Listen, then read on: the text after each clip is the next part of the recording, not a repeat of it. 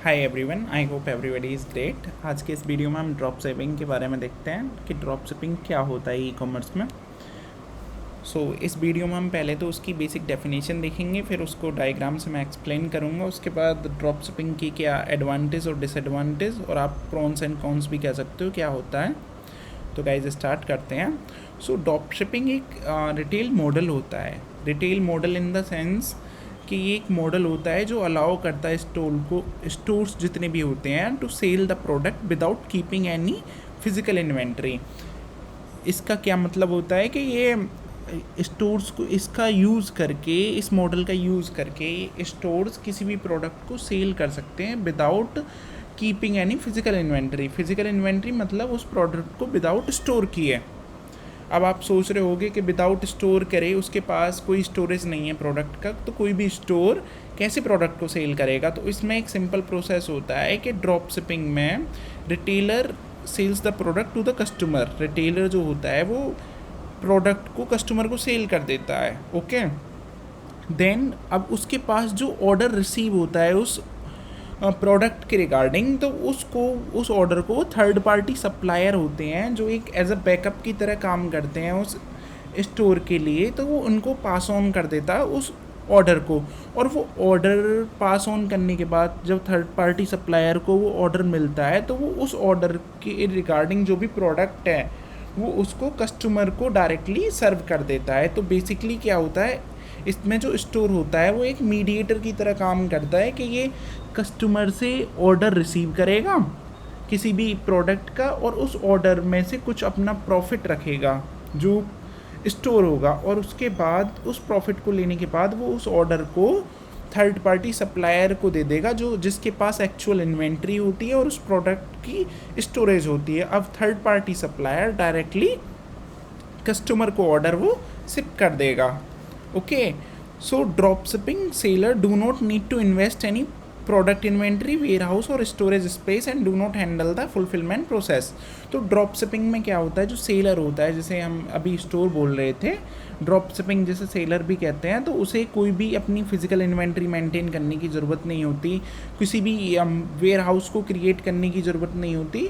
तो ये सब ईजिली हैंडल हो जाता है। तो उसका मेन जो काम होता है वो ऑर्डर को रिसीव करना, उसमें से अपना कुछ प्रॉफिट रखना, उस ऑर्डर को फिर थर्ड पार्टी सप्लायर को पास कर देना, और third party supplier directly order को शिप कर देता है कस्टमर को। तो एक्चुअल में क्या होता है कि एक मीडिएटर हो जाता है इस तरीके से स्टोर, और अपने प्रॉफिट रखने के बाद वो ऑर्डर थर्ड पार्टी सप्लायर को दे देता है। तो इसी को हम एक डायग्राम से समझते हैं। जैसे सपोज दैट ये एक स्टोर है, इसके पास कोई अपनी फिजिकल इन्वेंट्री नहीं है, ये आप कंसीडर कर सकते हो ये कोई एक वेबसाइट है। ओके, तो ये एक वेबसाइट है, ये बेसिकली कस्टमर से ऑर्डर रिसीव करती है, इसका अपना कोई भी स्टोरेज नहीं है। तो जैसे ही इसने कस्टमर से ऑर्डर रिसीव किया, उसमें से अपना कुछ प्रॉफिट रख लेगी, और उस प्रॉफिट को रखने के बाद ये स्टोर इस ऑर्डर को सप्लायर को फॉरवर्ड कर देगी। ओके, सप्लायर जो होता है उसके पास अपनी वो यू कैन से इन्वेंट्री होती है। ओके, और उसके बाद जो सप्लायर होता है वो ऑर्डर को सर्व करने के बाद ऑर्डर को सेंड शिप कर देता है कस्टमर को। ओके, सो एक सिंपल प्रोसेस है कि कस्टमर से ऑर्डर आया, सपोज दैट उसका प्राइस $200 था, उसके बाद स्टोर ने जब ये ऑर्डर रिसीव किया तो उसमें से $50 का प्रॉफिट अपने पास रख लिया, और उस ऑर्डर को पास कर दिया सप्लायर के पास। सप्लायर को मिले $150। उसके बाद सप्लायर ने अपने एक्चुअल इन्वेंट्री से प्रोडक्ट को निकाला और उसे फिर कस्टमर को पास कर दिया। ओके, तो ये सिंपल प्रोसेस है, इसी को हम ड्रॉप शिपिंग कहते हैं ई कॉमर्स में। इसके बाद गाइज इसके एडवांटेज देखते हैं हम कि इसके एडवांटेज क्या होते हैं। तो ड्रॉप शिपिंग जैसा कि आपने अभी देखा, इसे इजी टू स्टार्ट है। इसके लिए हमें कोई भी इन्वेंट्री वेयर हाउसेस को क्रिएट करने की रिक्वायरमेंट नहीं होती, इसमें कोई भी अपना बिजनेस स्टार्ट कर सकता है ड्रॉप शिपिंग के थ्रू। सो अवॉइड हाई ओवरहेड इन्वेस्टमेंट, इसमें हाई इन्वेस्टमेंट की रिक्वायरमेंट नहीं होती, तब डायरेक्टली आप केवल ऑर्डर रिसीव करोगे, कोई भी इन्वेंट्री मैनेज नहीं करोगे, कुछ भी नहीं करोगे, तो इसमें ऑफकोर्स इन्वेस्टमेंट की कॉस्ट कम होगी। सो लो रिस्क रहता है कि आपका कोई रिस्क नहीं रहता। Drop शिपर want lose money on unsold inventory. Suppose that inventory में कुछ ऐसे प्रोडक्ट के जो बिक ही नहीं रहे हैं तो उसके लिए जो ड्रॉप शिपर जिसे हम सेलर कहते हैं वो रिस्पॉन्सिबल नहीं होता। इसके बाद प्रोडक्ट वैरायटी सपोज दैट कोई एक स्टोर है तो उसे तो कोई इन्वेंट्री मैनेज करने की ज़रूरत नहीं है, इसमें कोई भी नीड नहीं है इन्वेंट्री मैनेज करने की। तो इसकी वजह से वो डिफरेंट प्रोडक्ट को लिस्ट कर सकते हैं। जैसे सपोज दैट आपने एक वेबसाइट क्रिएट करी है कि आपके पास कोई एक्चुअल इन्वेंट्री नहीं है, आप केवल ऑर्डर को फॉरवर्ड कर रहे हो उसमें से अपना कमीशन लेने के बाद, तो आप डिफरेंट वैरायटी ऑफ प्रोडक्ट दिखा सकते हो।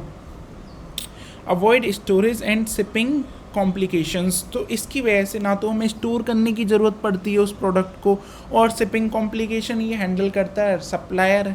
इसके लिए स्टोर को किसी भी चीज़ को मैनेज करने की रिक्वायरमेंट होती नहीं है।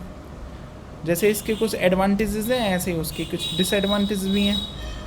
जैसे इसमें जो स्टोर को प्रॉफिट होता है वो काफ़ी कम होता है, क्योंकि एक्चुअल में वो कोई प्रोडक्ट मेंटेन नहीं कर रहा, वो एज अ मीडिएटर की तरह ही काम कर रहा है। हाई कंपटीशन है इसमें, हर कोई ईजिली स्टार्ट कर लेता है तो इसमें कंपटीशन भी काफ़ी ज़्यादा हो गया है। Less control over brand and customer experience, actual में जो प्रोडक्ट होता है जो डेवलप होता है और जो स्टोर होता है वो थर्ड पार्टी सप्लायर के पास होता है। तो जो स्टोर होता है उसके पास ना तो ब्रांड के ऊपर कोई कंट्रोल होता है ना कस्टमर एक्सपीरियंस के पास कोई कंट्रोल होता है, क्योंकि कस्टमर एक्सपीरियंस डिपेंड करता है प्रोडक्ट की क्वालिटी के ऊपर।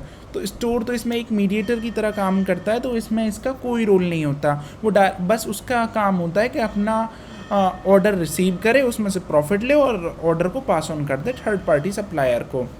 उसके बाद होता है इसके बाद एक और जो डिसएडवांटेज होता है इसका होता है can not match low pricing of larger company जिनकी खुद की अपनी इन्वेंट्री होती है, तो उनसे हम compete नहीं कर सकते क्योंकि उनकी अलग ही क्वालिटी होती है, उनका अलग ही स्टैंडर्ड मेंटेन होता है।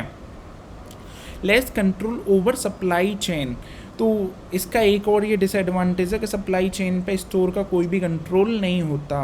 When drop shipping the retail relinquishes responsibility for the timely and correct shipment of product but still held accountable for any product quality issue or supplier errors। so basically supply chain के ऊपर store का कोई भी control नहीं होता, ये basically depend करता है थर्ड पार्टी सप्लायर के ऊपर। ओके, तो स्टोर का इसके ऊपर कोई भी कंट्रोल नहीं होता। तो गाइज़ आपने ये सब देखा कि ये सब इसके एडवांटेज डिस्कस किए हमने, डिसएडवांटेज डिस्कस किए और ड्रॉप शिपिंग क्या होता है। अगर आपको ये वीडियो थोड़ी सी भी अच्छी लगे तो प्लीज़ वीडियो को लाइक करें और चैनल को सब्सक्राइब करें। तो गाइज़ मिलते हैं नेक्स्ट वीडियो में, बाय।